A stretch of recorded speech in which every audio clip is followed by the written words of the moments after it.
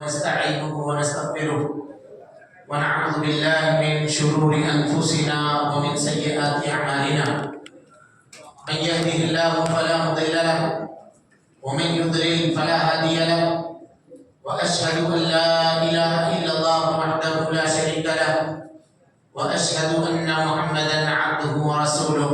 أما بعد، فإن خير الحديث كتاب الله، وخير الهدي هدي محمد صلى الله عليه وسلم، وشر الأمور محدثاتها، وكل محدثة بدعة، وكل بدعة ضلالة، وكل ضلالة في النار. فقد قال الله تبارك وتعالى في محكم تنزيله بعد أعوذ بالله السميع العليم من الشيطان الرجيم: بسم الله الرحمن الرحيم. يريدون أن يطفئوا نور الله بأفواههم ويأبى الله إلا أن يتم نوره ولو كره الكافرون. هو الذي أرسل رسوله بالهدى ودين الحق ليظهره على الدين كله ولو كره المشركون. وقال النبي المصطفى صلى الله عليه وسلم: المسلم من سلم المسلمون من لسانه ويده. وقال: والمؤمن من أمنه الناس على أموالهم ودمائهم وأنفسهم، أو كما قال النبي المصطفى صلی اللہ علیہ وسلم.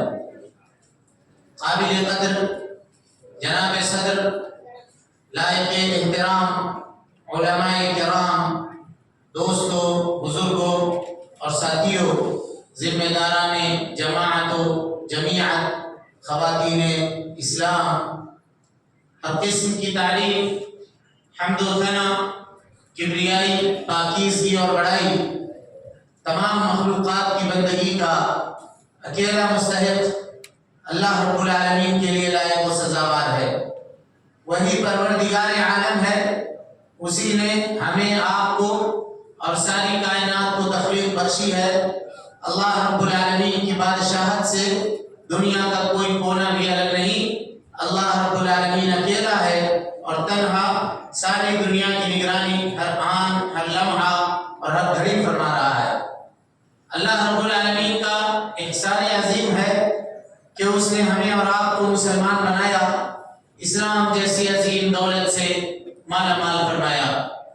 اللہ رب العالمین نے اپنے پیغام کو، اپنی تعلیم کو ساری انسانیت کے لیے عام فرمایا ہے، اور اس کام کو پائے تکمیل تک پہنچانے کے لیے ہر دور میں انبیاء کرام کو دنیا کے اندر بھیجنے کا سلسلہ بھی جاری فرمایا تھا. آخری نبی آخری پیغام لے کر، آخری قانون اور آخری شریعت لے کر اس دنیا کے اندر تشریف لائے، اور اس آخری نبی نے جس طرح سے اللہ رب العالمین کے دیے ہوئے آخری پیغام کو پایا تھا، ہو بہو ایسا ہی بغیر کسی کمی اور بیشی کے انسانیت کے سامنے پیش کروا دیا. اور اس سے بھی آگے بڑھ کر کے آپ صلی اللہ علیہ وسلم نے اپنی نبوت کی 23 سالہ زندگی میں رات اور دن کی گھڑیوں کے اندر اللہ رب العالمین کے دیے ہوئے آخری پیغام کو عملی طور پر برت کر سارے جہان والوں کے لیے قیامت تک کے لیے بطور نمونہ چھوڑ دیا. درود و سلام ہو اشرف المخلوقات میں سب سے افضل، قیامت کے دن کے سردار جناب محمد رسول اللہ صلی اللہ علیہ وسلم پر. اللہم صلی علی محمد وعلی آل محمد کما صلیت علی ابراہیم وعلى آل إبراهيم إنك حميد مجيد. اللهم بارك على محمد وعلى آل محمد كما باركت على إبراهيم وعلى آل إبراهيم إنك حميد مجيد.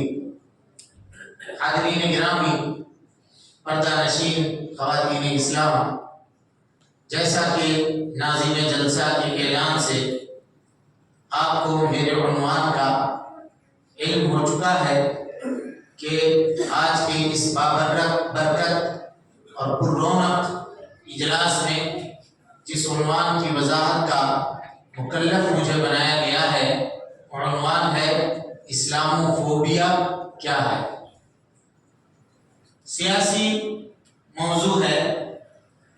کوشش کریں گے کتاب و سنت کی روشنی میں وقت مقررہ میں چند باتیں ہم آپ کے سامنے رکھ کر کے اپنی جگہ لیں.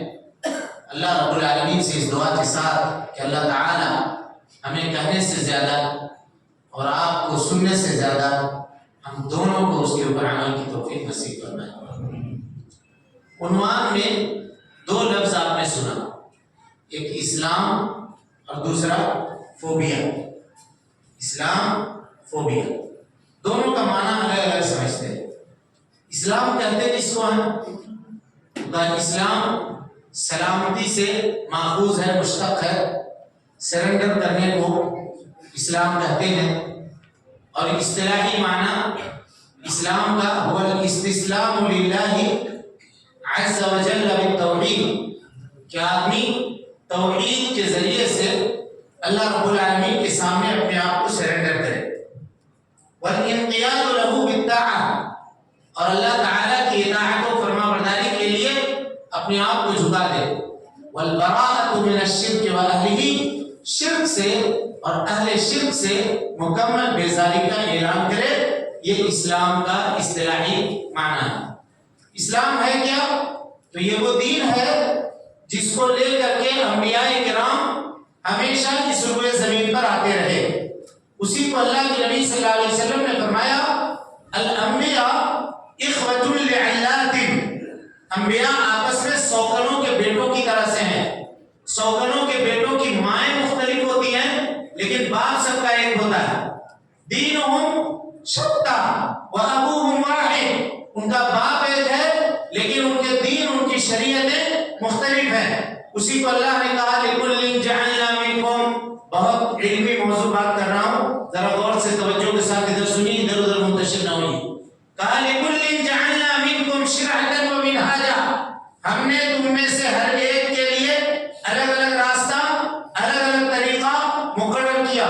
پتہ یہ چلا کہ اسلام جو حضرت موسیٰ علیہ السلام کے زمانے کا تھا اس میں احکامات کچھ اور تھے، حضرت عیسیٰ کے زمانے کا جو تھا اس میں احکامات کچھ اور تھے، لیکن دین کے حوالے سے، توحید کے حوالے سے، رسالت کے حوالے سے تمام انبیاء کا ایک ہی دین تھا۔ ہر نبی اپنے زمانے میں واجب الاتباع ہوا کرتا تھا، اور ہر نبی اپنے زمانے میں ایک اللہ کی عبادت کی دعوت دیا کرتا تھا۔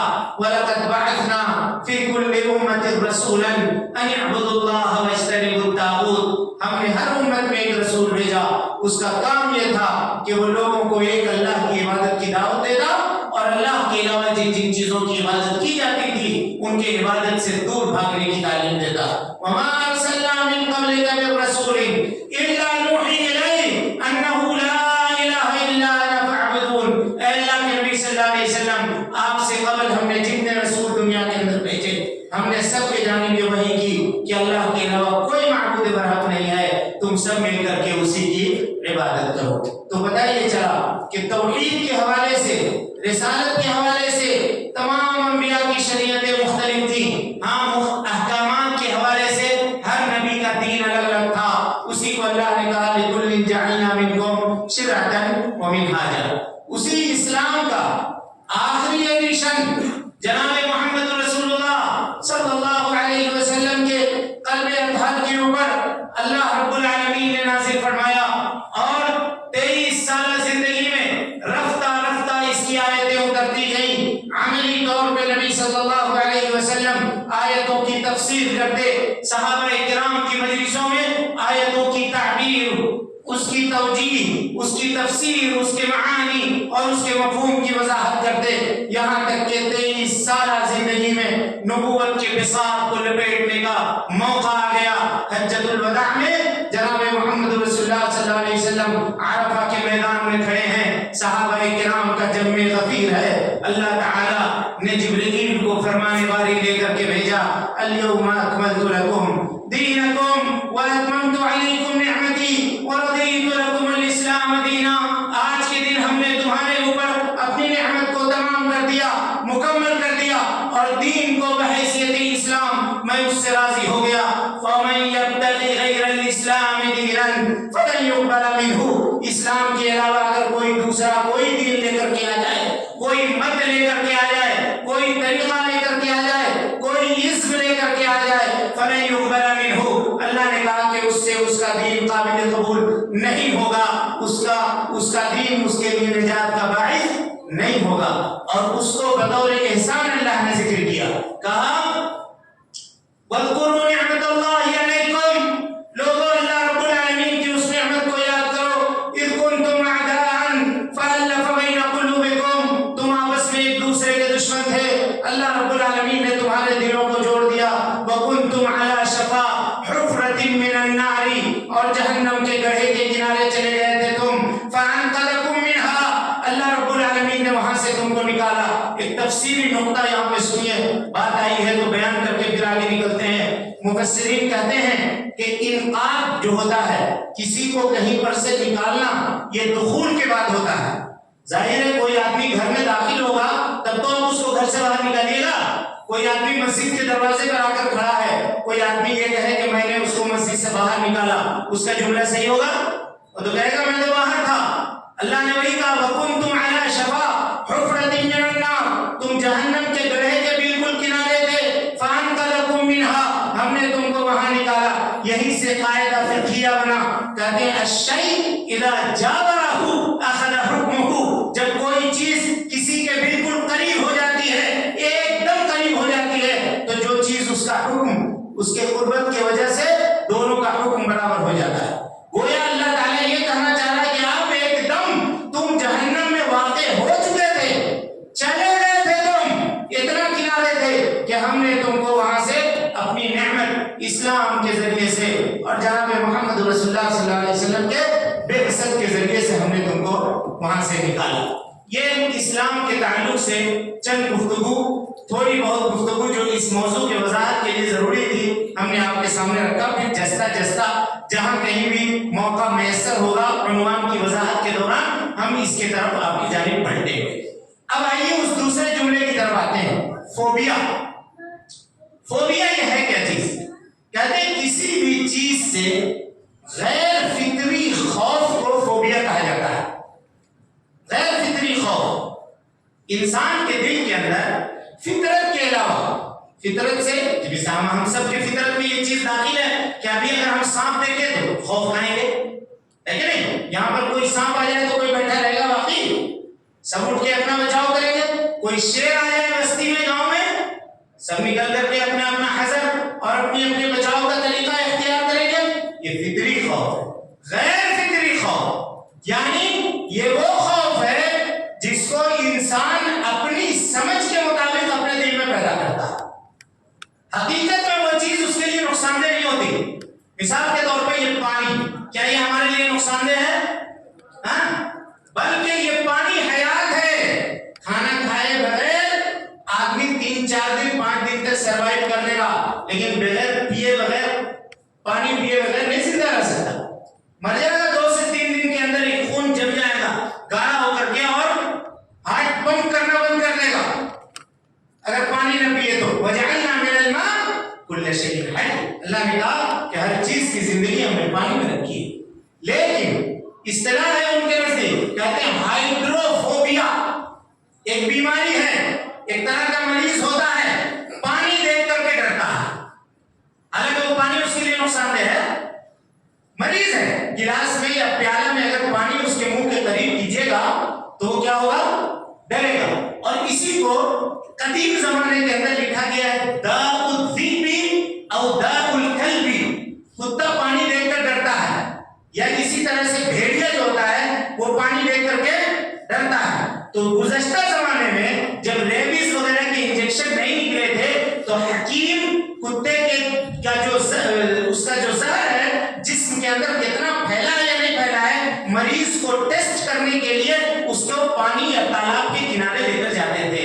اگر وہ بھاگ رہا ہے اس کو دیکھ کر کے، جیسے جانور بھاگتا ہے، تو سمجھتے تھے کہ یہ مرض اب لاعلاج ہو گیا ہے۔ اس کے بارے میں یہ تشخیص کیا جاتا تھا کہ جب تک یہ زندہ ہے ایک گھر میں اس کو بند کر دو، وقت وقت سے ٹائم سے اس کو کھانا دینا، ایک وقت آئے گا کہ یہ کتوں کی طرح حرکتیں کرے گا، کاٹنے کے لیے دوڑے گا، نوچنے کے لیے دوڑے گا، اس وقت بچنا۔ اگر وہ اس وقت تمہیں کاٹ لیا یا نوچ لیا تو وہ بیماری اس وقت تم کو بھی لگنے کا خطرہ ہے۔ یہاں تک کہ وہ بیچارہ اب علاج نہ ہونے کی وجہ سے وہ اسی طرح سے گھستے گھسیٹتے مر جاتا تھا، دنیا سے چلا جاتا ہے۔ کہنے کا مطلب یہ ہے کہ یہ وہ فطری خوف کے علاوہ خوف ہے جس کو انسان اپنے اندر کیا کرتا ہے، پیدا کرتا ہے۔ اب اس کی تاریخ کیا ہے؟ تو کچھ لوگوں نے لکھا ہے کہ 1918، اور کچھ لوگوں نے کوئی اور تاریخ لکھی، کچھ لوگوں نے کوئی اور تاریخ لکھی۔ بتانے کا مقصد یہ ہے کہ تاریخ نگاروں کا اس سلسلے میں اختلاف ہے کہ اس لفظ کو سب سے پہلے کب استعمال کیا گیا، لیکن سارے لوگ اس بات پر متفق ہیں کہ سب سے پہلے یہ لفظ جو استعمال کیا گیا وہ فرانس کے اندر استعمال کیا گیا۔ اسلاموفوبیا کا یہ لفظ فرانس میں استعمال کیا گیا، اور وہاں سے اس کو اٹھا کر لایا گیا کہاں؟ امریکہ کے اندر۔ کب لایا گیا؟ کہا جب لوگ اسلام کے جانب متوجہ ہونے لگے، کتابیں اسلام کی منگا کر کے پڑھنے لگے، اور یہ وہ فطری دین ہے، اس کے فطرت سے لوگ محظوظ ہو کر کے دائرہ اسلام میں جوخ در جوخ داخل ہونے لگے، تو وہاں کے جو غور و فکر کرنے والے لوگ تھے، وہاں کے جو مذہبی رہنما تھے، ان لوگوں نے میٹنگ بلائی اور بلا کر کے یہ فیصلہ کیا کہ یہ وہ مذہب ہے کہ اگر یورپ میں پھیلتا چلا گیا تو آدھی آبادی ہتھکٹوں کی ہو جائے گی۔ غور کیجئے گا، یہی جملہ ہے ان کا، آدھی آبادی ایسی ہوگی کہ جن کا ہاتھ نہیں ہوگا۔ کیوں؟ اس لیے کہ اسلام میں چور کا ہاتھ کاٹ دینے کا پراودھان ہے۔ آدھی آبادی قتل کے جرم میں قتل کر دی جائے گی، اور یہ ملک جو ہمارا ہے اس میں یہ دوسرے لوگ آ کر کے کیا ہو جائیں گے؟ قابض ہو جائیں گے۔ لہذا ایک ایسا خوف لوگوں کے اندر پیدا کیا جائے کہ اس خوف کو دیکھ کر کے لوگ اسلام کے قریب تو دور کی بات، حجاب والی کسی عورت کو دیکھ کر کے ڈرنا شروع کر دیں، داڑھی کو دیکھ کر کے ڈرنا شروع کر دیں، ٹوپی لگایا ہوا کوئی آدمی سامنے آ جائے تو اس کو دیکھ کر کے ڈرنا شروع کر دیں۔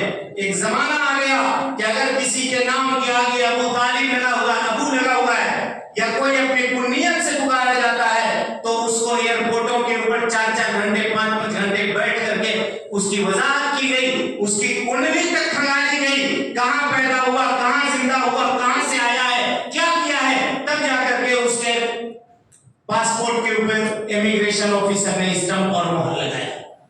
ایک زمانہ تھا، اور یہ زمانہ 9/11 کے بعد آیا، اور اس کی وضاحت جانیے۔ یہ ساری چیزیں اس وجہ سے نہیں کی گئی کہ یہ دین بدسلوکی کا دین ہے، کہیں پر بھی ہمارے دل میں ذرہ برابر بھی یہ شکوک اور شبہات نہیں آنی چاہیے کہ ہم جس دین کے ماننے والے ہیں اس دین میں معاذ اللہ اس طرح کی تعلیمات ہیں۔ نہیں، ابھی ہم اس کی وضاحت آپ کے سامنے کریں گے کہ دین کتنا صافی اور مصفا دین ہے جس دین کو ہم ماننے والے ہیں۔ اس بھاونا کو پھیلانے کے لیے، ظاہر نظریہ کو بنانے کے لیے ان کو کیا کرنا پڑے گا؟ اس کے اوپر دلیل دینی پڑے گی۔ چنانچہ انہوں نے خود سپورٹنگ کیا۔ کچھ ایسے لوگ جو یہودی تھے ان کو اسلام کا چولا اور اسلام کا لبادہ اڑا دیا، اسلامی ناموں سے وہ موسوم ہوئے، اور ہونے کے بعد ان لوگوں نے ملکوں کے امنوں سے کھلواڑ کرنا شروع کیا، رجال امن کو نقصان پہنچانا شروع کیا، ملکوں کے اندر دھمکی دینا شروع کی، تہدید آمیز جملے کہنا شروع کیے، اور نتیجہ یہ ہوا کہ لوگوں کے دلوں کے اندر جو خوف پنپایا جا رہا تھا، پھیلایا جا رہا تھا، یہ دھیرے دھیرے کیا ہوا؟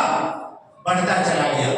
پھر اس کے بعد کچھ اپنوں کی ستم ظریفی، کچھ غیروں کا رحم و کرم، معاملہ یہ ہوا کہ اسلام کے چہرے صافی اور چہرے مصفا کو داغدار بنانے کی کوشش کی جانے لگی۔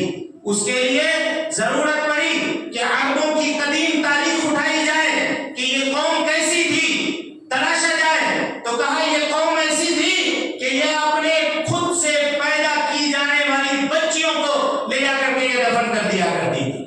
تو ٹھیک ہے، یہ سارے معاملات کا تعلق عقیدے سے ہوتا ہے، سارے معاملات کا تعلق عقیدے سے ہوتا ہے۔ اس وقت ان کا عقیدہ درست نہیں تھا، لیکن جب اللہ کے نبی جناب محمد رسول اللہ صلی اللہ علیہ وسلم کی بعثت ہوئی تو مسلمانوں کے اندر، صحابہ کرام رضوان اللہ علیہ مجمعین کے اندر خواتین کے تعلق سے کیا جذبات پیدا ہوئے، یا خواتین کی حفاظت کی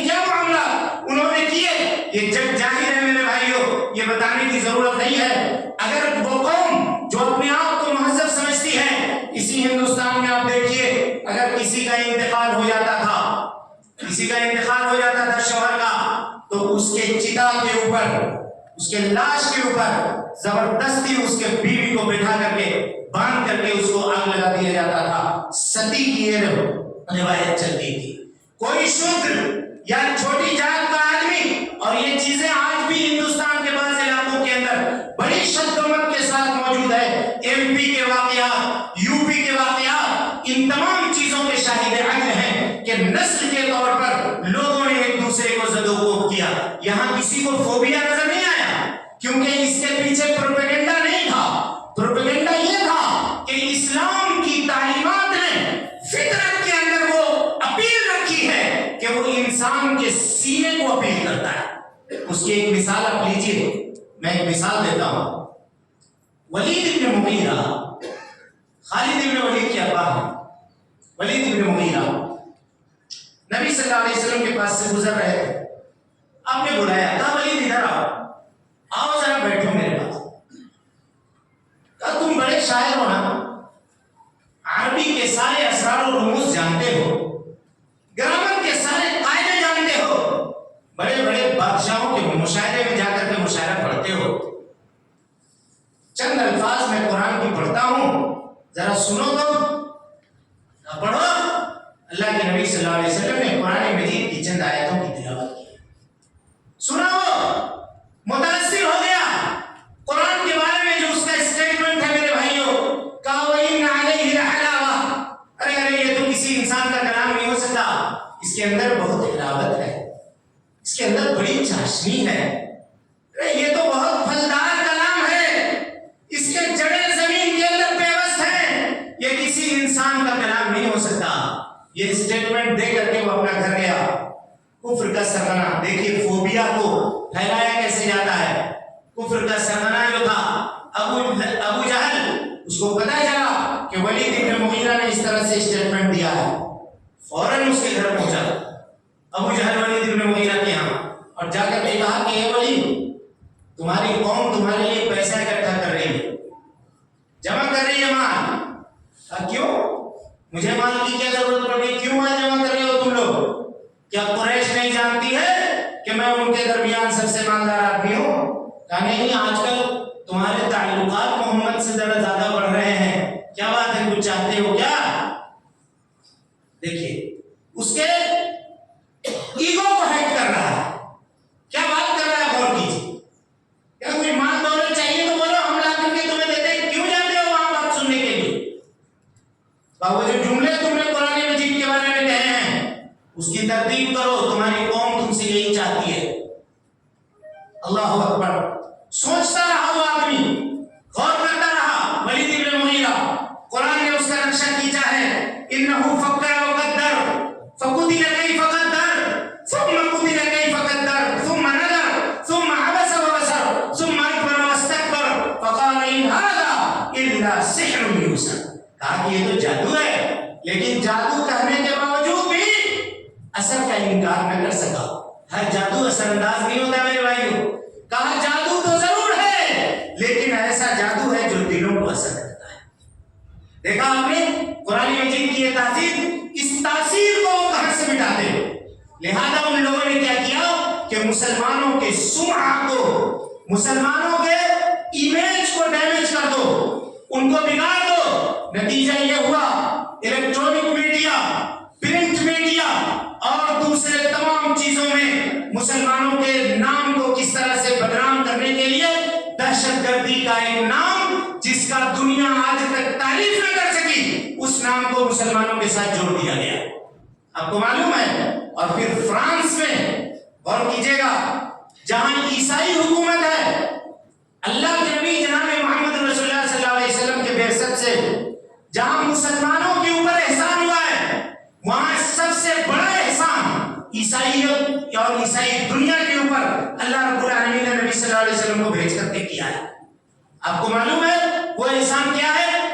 جب تک نبی صلی اللہ علیہ وسلم نہیں آئے تھے، یہودی عیسائی کو کہا کرتے تھے کہ تمہارے نبی جو ہیں والعیاذ باللہ حضرت عیسیٰ علیہ السلام ولد الزنا ہیں، یہودی کہتے تھے، اور مریم علیہ السلام کو کہتے تھے کہ وہ بیکار عورت ہے، ناپاک عورت ہے، ان کو یہ وہ کہتے تھے۔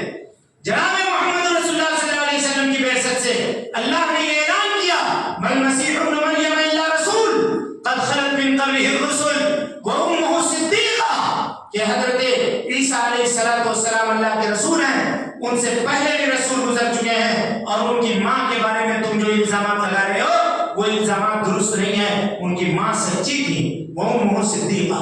لیکن برا ہو ان لوگوں کا جو دھوکے باز ہیں اور قدر والوں کے قدر کو نہیں پہچانتے، احسان فراموش ہیں، احسان کرنے والے کے احسان کو بھولتے ہیں۔ ان لوگوں نے جناب محمد رسول اللہ صلی اللہ علیہ وسلم کا ایک امیج بنایا، والعیاذ باللہ، سر میں پگڑی بنا دیا اور پگڑی سے ایک پلیتا نکال کر کے بوم کی شکل اس کو دے دی اور اس میں آگ لگا دیا، کہا کہ والعیاذ باللہ یہ مسلمانوں کے پروفٹ ہیں، یہ مسلمانوں کے نبی ہیں جو اپنے سر کے اوپر بم لے کر کے گھوما کرتے تھے، اور انہوں نے یہ تعلیم دی ہے کہ تم پیٹ میں بم باندھ کر کے لے کر کے جاؤ اور جا کر کے لوگوں کو، ناحق شہریوں کو میرے بھائیوں ہلاک کرو۔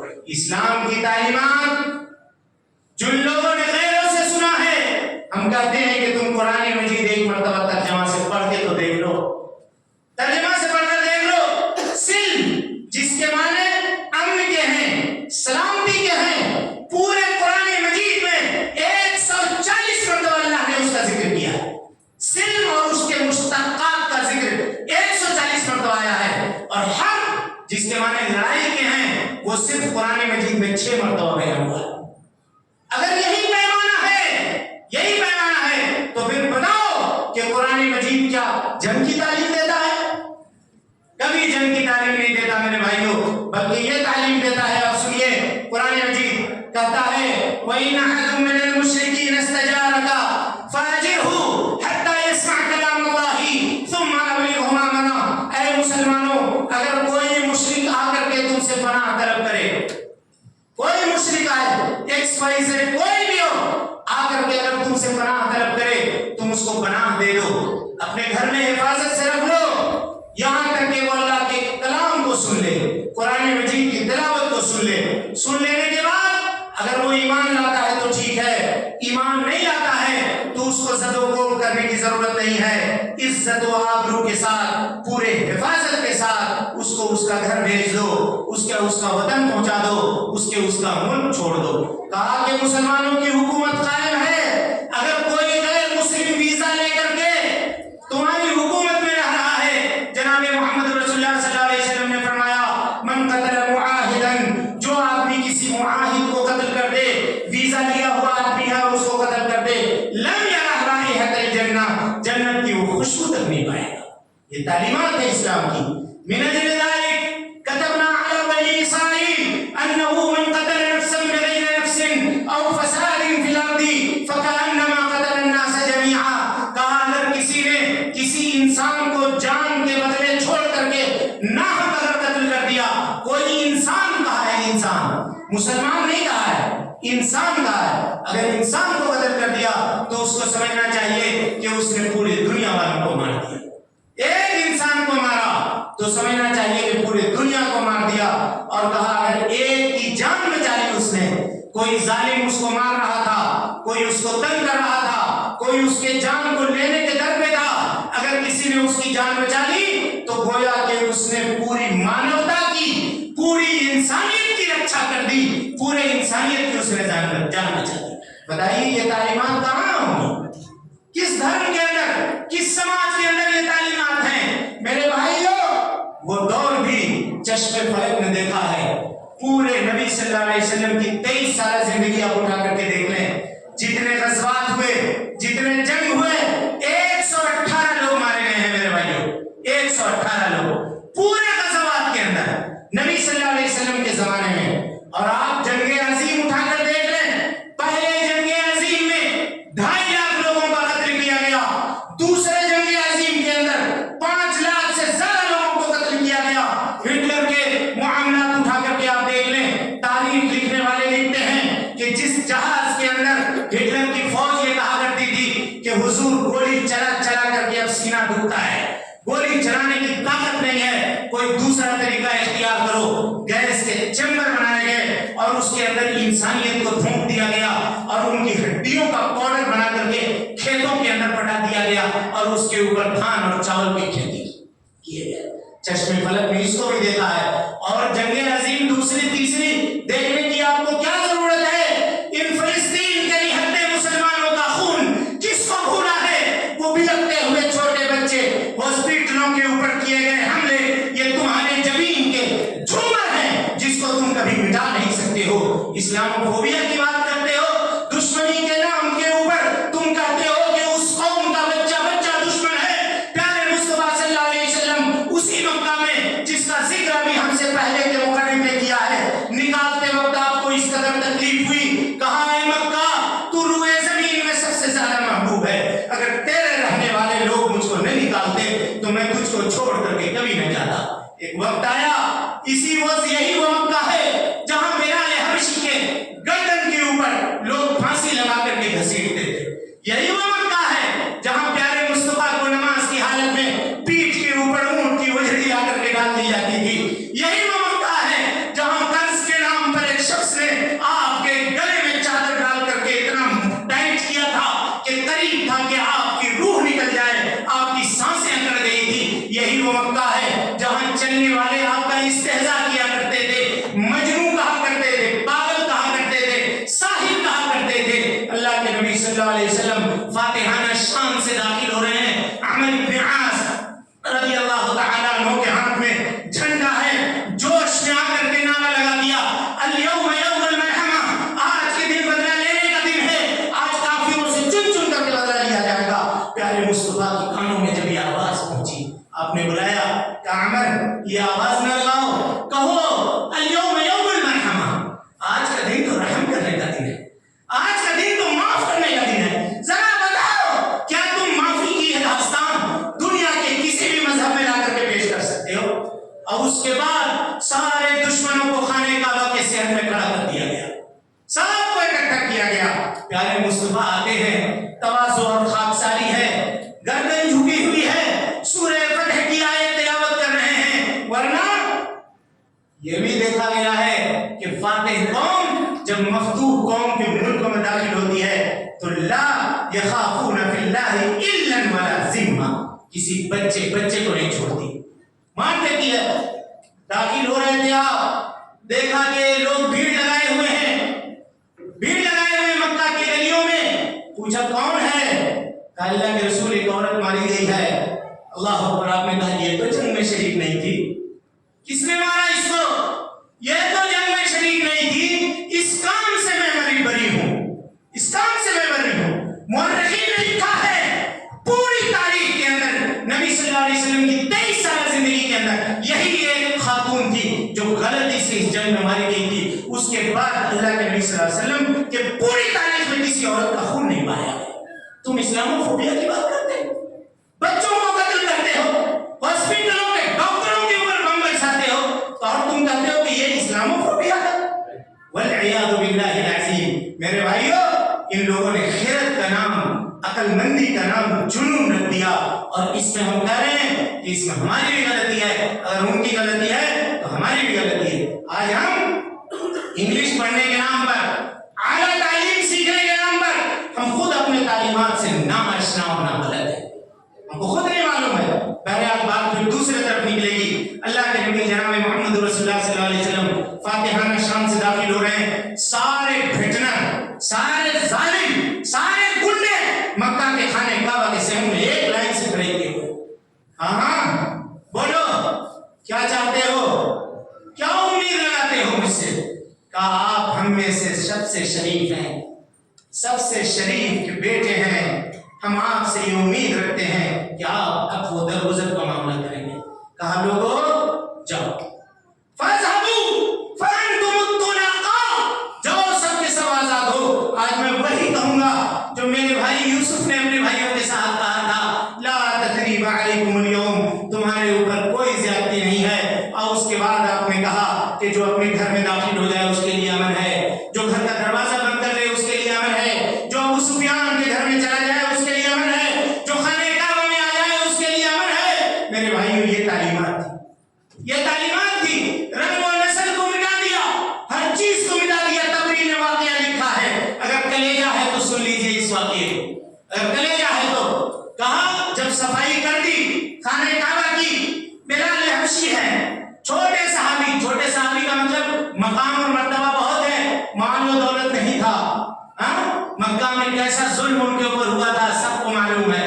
حضرت عمر بن خطاب مسجد نبوی میں ایک مرتبہ بلال حبشی کے پیٹھ سے چادر ہٹ گئی، لپٹ کر کے رونے لگے، کہا بلال دنیا میں تم نے پیٹھ لگا لی ہے، ہم نے تو اس دین کے لیے ڈھیلا تک نہیں کھایا ہے، میں کل قیامت میں اللہ کو کیا جواب دوں گا؟ تمہارا معاملہ تو ہو گیا، تم نے اپنی پیٹھ دنیا میں جلا لی ہے، بلال تم ہمارے سردار ہو۔ حضرت عمر کہا کرتے تھے انت سیدنا، تم ہمارے سردار ہو۔ جب خانہ کعبہ کی صفائی کر لی گئی، اذان کا وقت ہوا، پیارے مصطفیٰ نے حکم دیا این البلال، بلال کہاں ہے؟ لوگوں کی گردنیں اٹھ گئی کہ کس کو بلا رہے ہیں اس وقت؟ مکہ کے جو لوگ وہاں موجود تھے ان کے دلوں کے اندر آج بھی وہ خاندانی بڑھوتری کا جذبہ موجود تھا۔ کہاں بلال؟ وہ آواز دے رہے ہیں اس وقت، قریش کے بڑے بڑے لوگ موجود ہیں، ان کو نہیں بلا رہے ہیں۔ نبی کو یہ بتانا تھا کہ یہ وہ دین ہے کہ کسی عجمی کو کسی عربی کے اوپر، کسی گورے کو کسی کالے کے اوپر، کسی مالدار کو کسی ضعیف کے اوپر کوئی فضیلت حاصل نہیں ہے۔ بلال کو کہا خانہ کعبہ پہ چڑھ جاؤ، اذان دو۔ بلال چڑھنے لگے، کہا یا رسول اللہ دیوار اونچی ہے، ہم نہیں چڑھ سکتے ہیں۔ کہا ابو بکر کو بلاؤ، عمر کو بلاؤ، کہا سہارا دو بلال کو خانہ کعبہ کے اوپر چڑھنے کے لیے۔ ایک پیر حضرت ابو بکر کے کندھے پر ہے، دوسرا پیر قریش کے حضرت عمر کے کندھے کے اوپر ہے۔ قریش کا ایک آدمی آیا، کہا کالا کوا کہاں پاؤں رکھتا ہے، کاش کاش آج کا یہ دن دیکھنے سے پہلے میں مر گیا ہوتا۔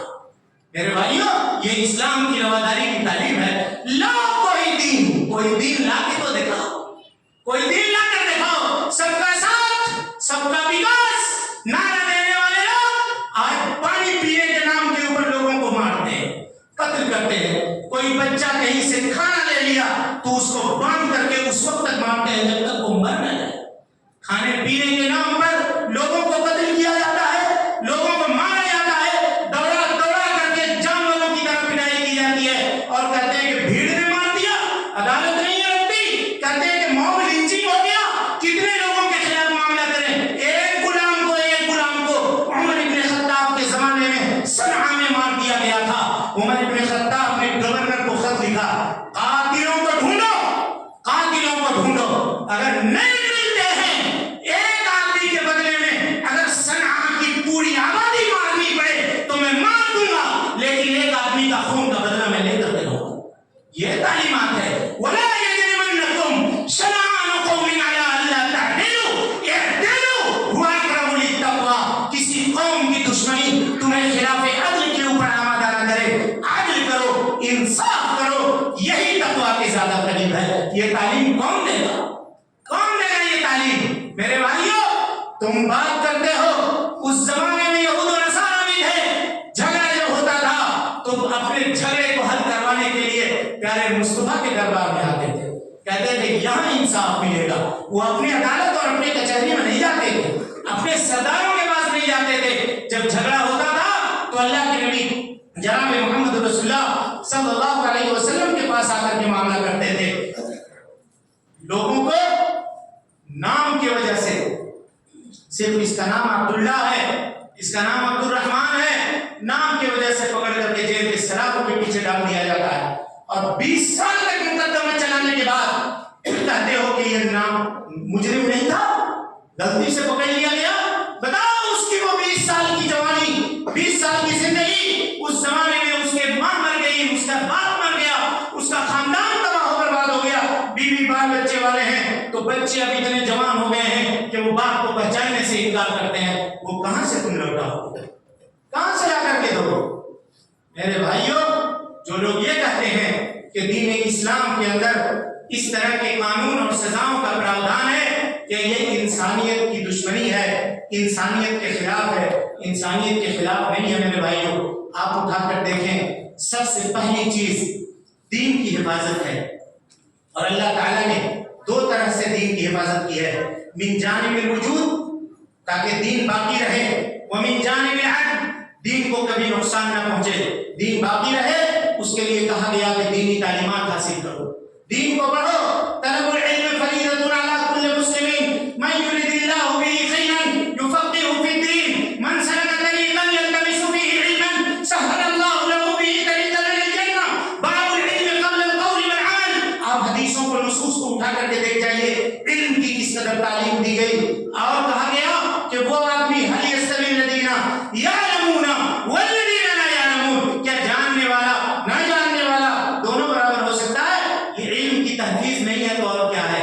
کہا گیا علم سیکھو، توحید کے ذریعے سے توحید کا علم سیکھو، رب العالمین کی ربوبیت الوہیت اور اس کے اسماء و صفات کا علم سیکھو، اس کو اپنے سینے کے اندر مضبوط رکھو۔ یہ وہ علم ہے جو دنیا میں بھی تم کو کام دے گا، آخرت میں بھی تم کو کام دے گا۔ اچھا، یہ علم جاننے کے بعد کوئی آدمی اسلام کے دائرے میں آنے کے بعد اگر مرتد ہو جاتا ہے تو اس کی سزا اسلام نے یہ رکھی کہ مرتد کو کیا کرو؟ قتل کرو۔ تو کیا ہم اپنے دین کی حفاظت کے لیے اپنے داخلی قانون نہیں بنا سکتے؟ کیا یہ بتاؤ کسی کافر کو کہا کہ اس کو قتل کرو؟ ابھی آپ نے آیت سنی ہے، کہا وَإِنْ أَحَدٌ مِّنَ الْمُشْرِكِينَ اسْتَجَارَكَ فَأَجِرْهُ حَتَّىٰ يَسْمَعَ كَلَامَ اللَّهِ، اور ایک جگہ کہا وَلَا يَجْرِمَنَّكُمْ شَنَآنُ قَوْمٍ أَن صَدُّوكُمْ عَنِ الْمَسْجِدِ الْحَرَامِ أَن تَعْتَدُوا وَتَعَاوَنُوا عَلَى الْبِرِّ وَالتَّقْوَىٰ وَلَا تَعَاوَنُوا عَلَى الْإِثْمِ وَالْعُدْوَانِ۔ اگر کافر تم سے لڑائی کرتے ہیں تو کوئی بہانہ، لڑائی نہ کرتے ہیں تو کوئی بہانہ بنا کر کے کہ سابقہ میں انہوں نے ہم سے دشمنی کی تھی، ایسا کر کے تم ان کو زد و کوب نہ کرو، ان کو ستاؤ نہیں، بلکہ نبی نے یہاں تک کہہ دیا المسلم من سلم المسلمون من لسانه ویدہ، مسلمان وہ ہے جس کے زبان سے اور جس کے ہاتھ سے دوسرے مسلمان محفوظ رہیں، اور اس کے بعد کہا والمؤمن من امنه الناس على دمائهم واموالهم، مومن وہ ہے جس سے لوگ اپنے مال میں اور اپنے جان میں کوئی خطرہ محسوس نہ کرے۔ نبی صلی اللہ علیہ وسلم نے کہا واللہ لا یؤمن، واللہ لا یؤمن، واللہ لا یؤمن، متفق علیہ روایت ہے۔ پوچھا من یا رسول اللہ، کون اللہ کے رسول صلی اللہ علیہ وسلم؟ کہا الذی لا یامن جارہ بوائقہ، وہ آدمی جس کے شر سے اس کا پڑوسی محفوظ نہیں رہ سکتا، وہ آدمی جو بھر پیٹ کھا رہا ہے، بغل میں کوئی پڑوسی ہے، اور اگر وہ کافر ہی صحیح، ام المؤمنین کی روایت ہے اگر وہ مسلمان ہے، رشتہ دار ہے، پڑوسی ہے تو تین حق ہے، رشتہ دار نہیں ہے صرف پڑوسی ہے، مسلمان ہے تو دو حق ہے۔ کہا اگر رشتہ دار بھی نہیں ہے، مسلمان بھی نہیں ہے، تو اب صرف پڑوسی ہے تو ایک حق ہے۔ حضرت عبداللہ بن عمر کے گھر میں اگر کوئی بکرا ذبح ہوتا، کبھی گوشت ذبح ہوتا، کوئی اچھا کھانا بنتا تو کہتے احدیتم لجارنا الیہودی، کیا تم نے اپنے یہودی پڑوسی کے گھر بھیجوایا یا نہیں بھیجوایا؟ میرے بھائیوں، مکے میں پیارے مدینے میں اللہ کے نبی صلی اللہ علیہ وسلم کی خدمت گزار کم تھے صحابہ؟ بہت تھے، اس کے باوجود نبی نے خدمت کرنے کے لیے ایک یہودی بچے کو رکھا تھا، نہیں رکھا تھا؟ بتائیے۔ اور جب وہ بیمار تھا اس کے گھر میں، اب کوئی کہے گا کہ آپ چلے گئے اس کے گھر، آپ محلے کے بڑے امام ہیں، آپ کیسا جاتے جی اس کا گھر؟ ضرور آپ پیسے کے لیے گئے ہوں گے۔ نہیں میرے بھائیوں، یہ نبی کی تعلیم ہے۔ اگر بستی کا ہے، غیر مسلم بھی ہے، اگر بیمار ہے تو آپ اس کے پاس جائیے، اب جائیے اس کے بعد ولا تستوی الحسنۃ ولا السیئۃ ادفع بالتي هي احسن فاذا الذي بينك وبينه عداوة كأنه ولي حميم۔ اس کے دل کے اندر اگر دشمنی پڑ بھی رہی ہے، وہ تم سے اگر برائی کر بھی رہا ہے۔ ایک واقعہ بتاتا ہوں، اسی ہندوستان کا واقعہ بتا کر کے بات کو ختم کرتا ہوں کہ ایک شخص نے ایک زمین خریدی تاکہ وہاں پہ مسجد بنائے، زمین لی اور اہل حدیثوں کی مسجد کو بنانا چاہتا تھا۔ بغل میں ایک شخص کا مکان تھا، ہاں وہ پیر تھا وہاں کا، ان کا، تو کہا کہ ہاں تم لوگ مسجد بنانا چاہتے ہو، میری قبر سے گزر کر کے جاؤ گے تم اپنی مسجد، یعنی میں اپنے جیتے جی مسجد نہیں دوں گا تم کو۔ اب ان لوگوں نے مصلحت کی، کہا کہ ہم مسجد نہیں بنا رہے بھائی، ہم لائبریری بنا رہے ہیں، وہاں پڑھیں گے، ٹھیک ہے بنا لو لائبریری، لیکن جس دن نماز ہوئی اس دن ہم چھوڑیں گے نہیں، یہ جانو۔ بڑا تھا، بھیٹمن تھا، یہ معاملہ ہو گیا، لائبریری ان لوگوں نے چھوٹی بنا لی، اور اس کے بعد کورونا کا زمانہ آ گیا، معاملہ یہ ہو گیا، اب وہ بیمار پڑا، وہی شخص جو کورونا میں گھر میں بند ہو گیا، اس کے بچے اس کے سامنے جانے سے ڈرنے لگے۔ کورونا کی بیماری کیسی تھی آپ سب جان رہے تھے۔ یہی شخص جس نے مسجد بنوایا تھا، گھر پہنچا اس کے، اس کو پتا چلا, دروازے پہ دستک دی, کہا نہیں ہمارے پاس نہیں, ہم کو کورونا ہوا ہے, کوئی کورونا کھولو ہم جائیں گے. گیا, السلام علیکم, کیسے ہیں, طبیعت اچھی ہے, انشاءاللہ ٹھیک ہو جائے گی.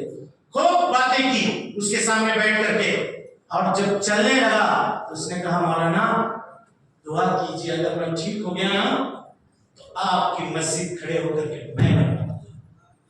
یہ اخلاق ہے, یہ اخلاق. اگر اس سے وہ دور کرتا تو کیا ہوتا. اور اس کے بعد اس نے واقعہ بیان کیا کہ مولانا مسجد کے بغل میں زمین بک رہی تھی, مارکیٹ ریٹ تھی 15 لاکھ روپے, لیکن جو آدمی جس کی زمین تھی وہ اس کا مرید تھا, اس نے اس سے کہہ کر کے 5 لاکھ روپے کم کر کے 10 لاکھ میں مجھ کو زمین دلوا دی. ادفع بالتي هي احسن فاذا الذي بينك وبينه عداوه كانه ولي حميم. یہ اسلام کی تعلیمات ہے میرے بھائیوں. اب اگر اس کو ہم نافذ نہ کریں اپنے اندر تو اس کا کیا قصور ہے؟ اسلام کا کوئی قصور ہے؟ آخری بات, اسلام کا فیصلہ موجودہ دور کے مسلمانوں کو دیکھ کر نہ لگایا جائے. اسلام کتاب و سنت کے تعلیم مصفہ کا نام ہے افق پہ صورت شفق. جمال رونما ہوا سکوت سب کی آہ کا, کمال رونما ہوا نوید جا کے جانیے, بلال رونما ہوا سکوت سب کو توڑ کر ہلال رونما ہوا. جہاں جہاں گئے وہ سیل نمل خاں ہوئے, مکان کے حدوں سے بے جہت مکان ہوئے, لیے ہوئے ہیں علم فن کے چشم ہائے بے کرام. اقول قولی ھذا واستغفر اللہ لی ولکم ولسائر المسلمین من کل ذنب وخطیئۃ فاستغفروہ انہ کان للأوابین غفورا. والسلام علیکم ورحمۃ اللہ وبرکاتہ.